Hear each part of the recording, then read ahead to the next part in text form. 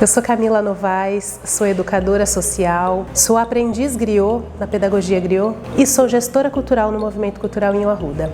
No CPTI, eu cuido de um espaço maravilhoso que é a biblioteca. E hoje eu estive aqui na unidade Shalom para uma roda que a gente acha muito importante. Uma roda onde a gente pôde falar sobre identidade, sobre ancestralidade e garantia de direitos. Nessa roda tão rica, a gente pôde contar as nossas histórias, as nossas referências, para a gente entender a construção de quem a gente é. Trouxemos aqui muitas memórias, muitas lembranças, trocas de afeto e a partir desses momentos a gente consegue exercitar a empatia. É quando eu me aproximo do outro com mais respeito e a partir daí construir uma sociedade, uma comunidade com menos conflitos, violência e mais parceria, mais empatia.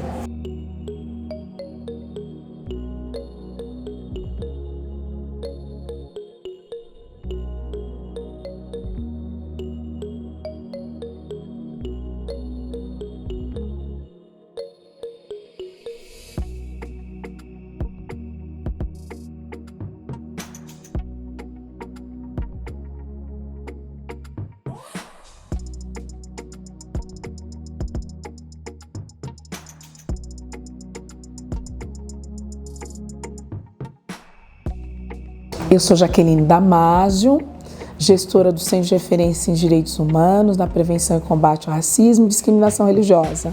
O Centro de Referência é um órgão institucional da Prefeitura Municipal de Campinas, que está ligado à Secretaria de Assistência e Direitos Humanos. Estamos aqui há 6 anos, desde 2016, oferecendo atendimento às vítimas de racismo, acolhimento, aconselhamento jurídico, mas também a gente tem todo um trabalho voltado para a prevenção. A gente tem um cuidado muito especial com esse trabalho educativo para essa sociedade que está começando a discutir agora, a pauta racial.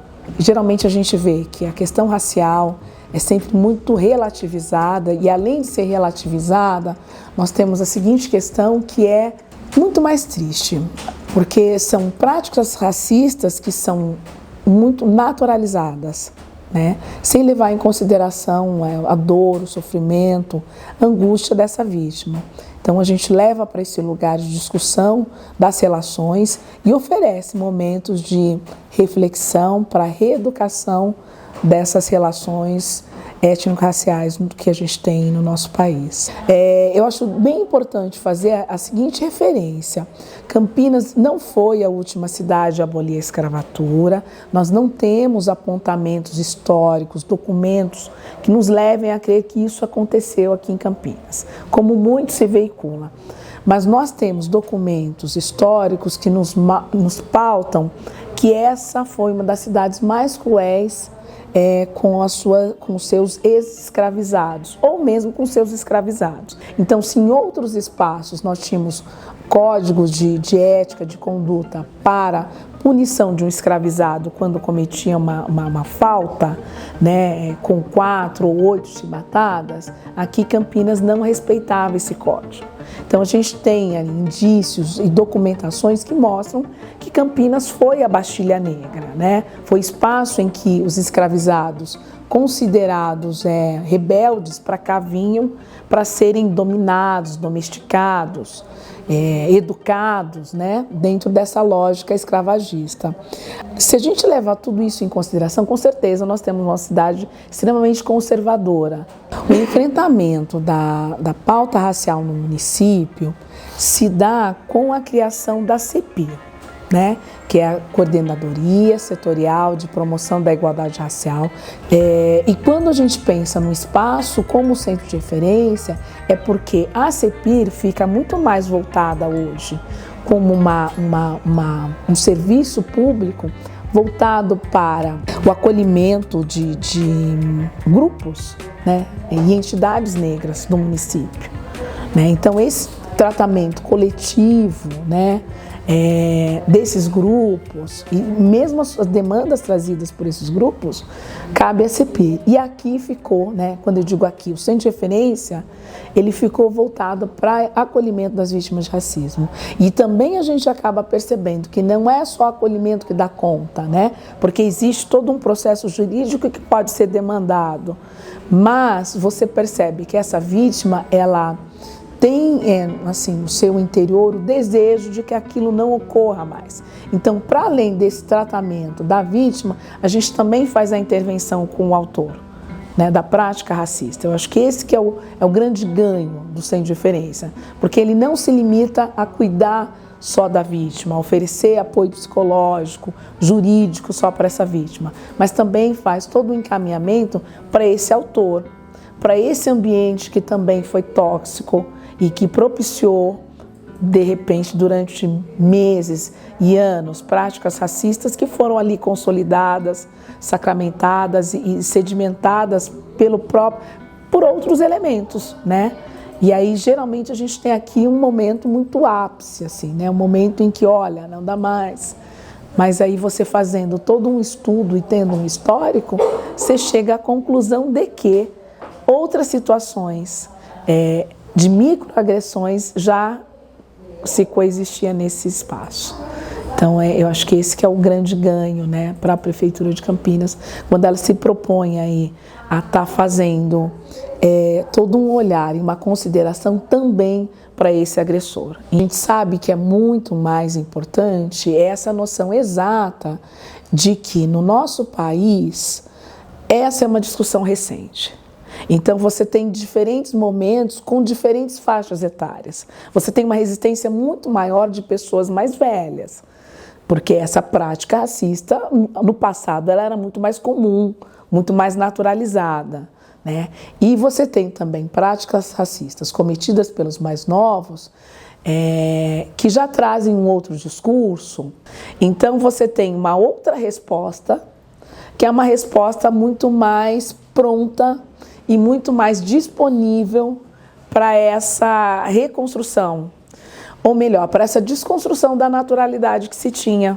Por esse discurso, olha, sempre ouvi dizer que somos todos iguais, e nós não somos todos iguais, os tratamentos que nós temos são extremamente distintos e baseados na nossa cor de pele, na tonalidade, ou seja, muitas vezes a pessoa chega, a cor dela chega em primeiro lugar, né? O pertencimento racial dela chega em primeiro lugar, os elogios, as frases prontas, que são muitas vezes frases racistas, termos racistas que estão sendo hoje muito bem divulgados pela mídia, que são termos racistas, que para muitos até hoje são questionados, mas eu não quis dizer isso, eu não tinha intenção.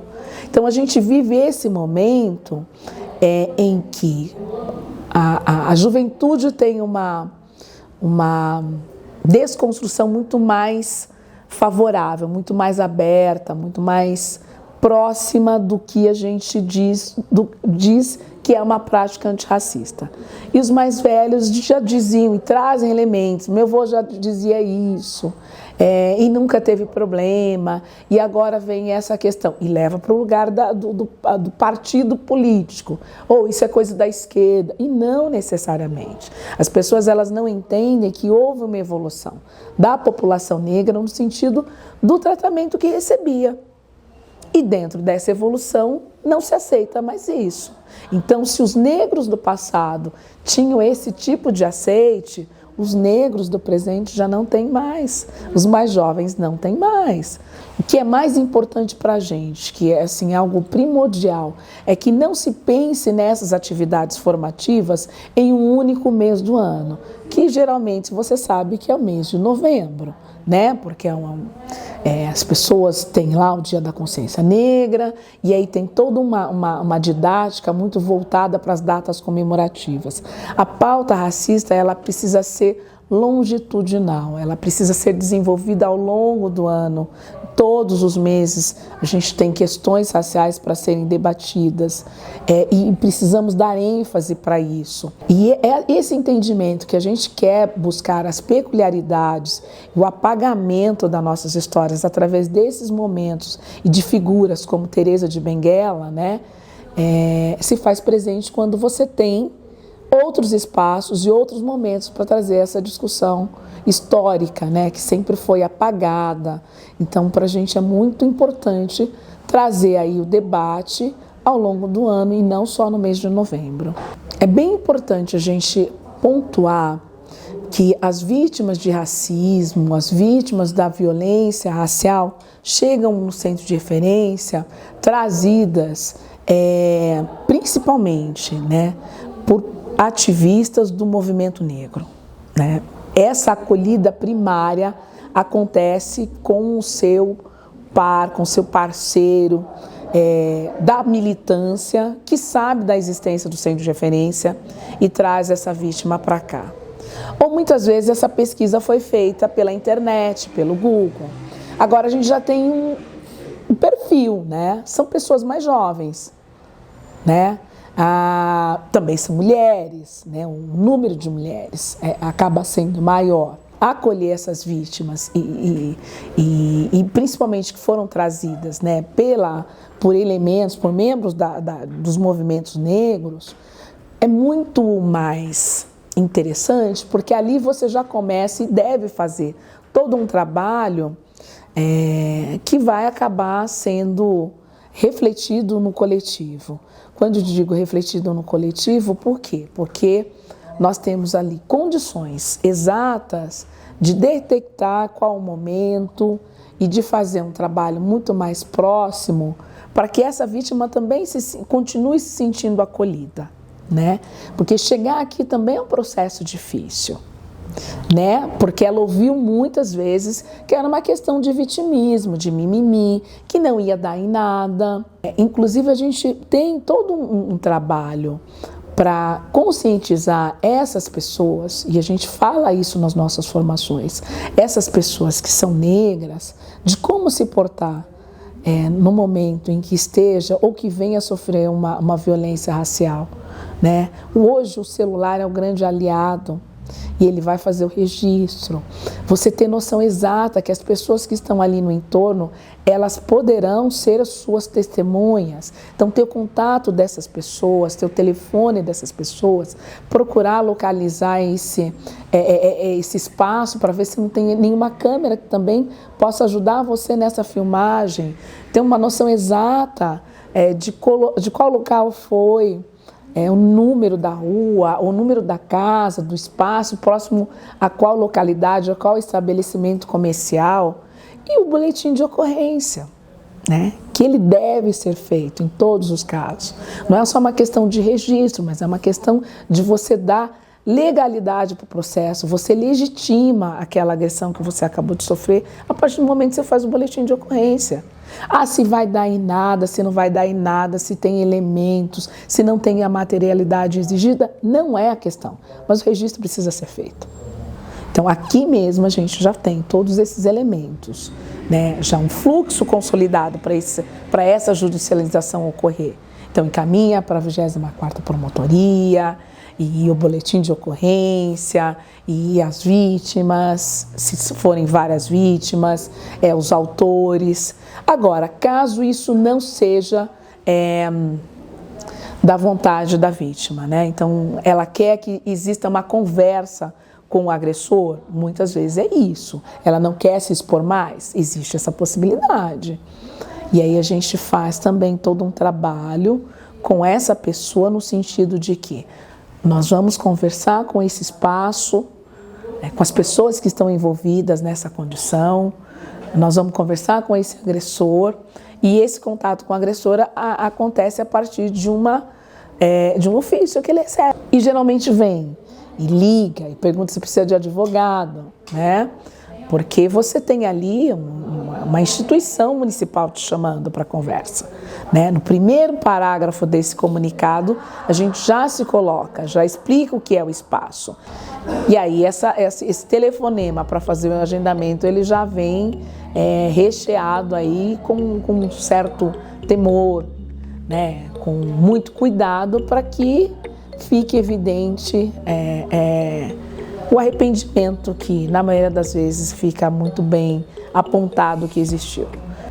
Eu acho que é interessante a gente pontuar que esse discurso de que foi um mal-entendido, ele é recorrente, né? Como se fosse uma maneira de se desculpar da situação, e a gente faz os apontamentos devidos, então recria aquele cenário, né? Para que ela entenda como é que foi a sensação do outro ao ser destratado, ao ser muitas vezes animalizado, né? Que são todas as retóricas, que são todos os artifícios do discurso racista, né? Mas eu acho que é muito importante que a pessoa saia daqui com a noção exata de que racismo é crime, né? Então, a incidência nessa prática, ela passa a ser algo muito respeitado pelo outro lado, né? Então, assim, olha, eu preciso prestar atenção na minha conduta, né? Porque se eu achava que racismo só seria crime se eu chamasse o outro de macaco, por exemplo, se eu partisse para uma injúria racial, eu estou descobrindo que nesse momento da história desse país, a gente já tem uma outra construção, em que a minha prática racista, ela também foi levada em consideração, mesmo não tendo sido uma injúria, né, racial. Dentro dessa modalidade, né, do racismo estrutural, você tem vários subtemas, né, que você leva em consideração.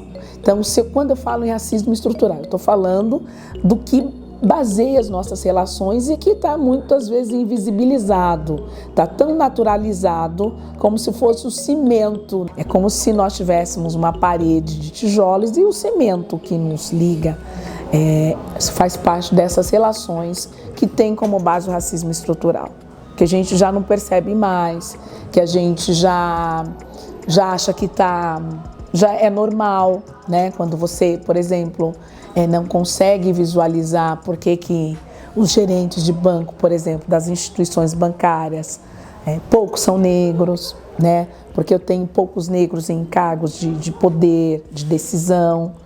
Então, realmente, se eu levo para esse lugar com naturalidade, é porque eu já fui atravessado por esse racismo estrutural que faz parte da sociedade. Todas as vezes que eu faço uma piada, né, e incluo ali uma pessoa negra e espero que o outro acabe sorrindo, achando graça naquele episódio racista retratado, e que com certeza vai ter um negro numa posição de inferioridade, de subalternização, uma situação ridícula. Tem o racismo religioso, que é um racismo muito comum e as pessoas costumam tratar como tolerância ou intolerância religiosa, mas o próprio verbo tolerar já demanda uma relação de diferença. Se eu estou tolerando é porque eu estou numa condição superior de tolerar, né? É daquela situação em que a moça, mesmo sendo branca, e pede um transporte por aplicativo e por estar vestida com as roupas de santo, com as roupas da Umbanda, ela tem essa viagem negada. Levam ela até metade do caminho e depois a deixam lá. Não vou carregar ninguém no meu carro que não seja cristão. Você é adoradora do demônio. Então, essa demonização, né? Essa questão de colocar a religião do outro como não religião, né? É nesse sentido. Precisa pensar muito nas outras questões raciais, nos outros racismos que estão aí presentes, né, no nosso dia a dia. É o religioso, mas também tem o recreativo muito presente. O institucional, quando eu deixo de oferecer o acesso, quando eu não tenho uma política pública que esteja voltada para essa população. É bem importante fazer um convite para que as pessoas comecem a ficar muito mais atentas para as relações que as cercam, né? Muitas vezes essa relação ela está sendo abusiva no sentido de conter elementos racistas, né? De estar colocando sempre a pessoa negra. Quando eu digo aqui a pessoa negra, a gente leva em consideração que são as pessoas pretas e pardas que formam a população negra desse país. Por isso que a gente diz que é uma população de 56%. Levar em consideração que dentro desse universo muitas brincadeiras podem existir de cunho racista. E essa denúncia, ela não precisa necessariamente vir da pessoa negra envolvida, né? O combate ao racismo cabe a nós, como todo, como sociedade. E se isso for detectado, então nos procure, por favor. O centro de referência está localizado aqui na Avenida Francisco Glicério, 1269. No mesmo prédio do Conselho Tutelar, nós estamos no 4º andar.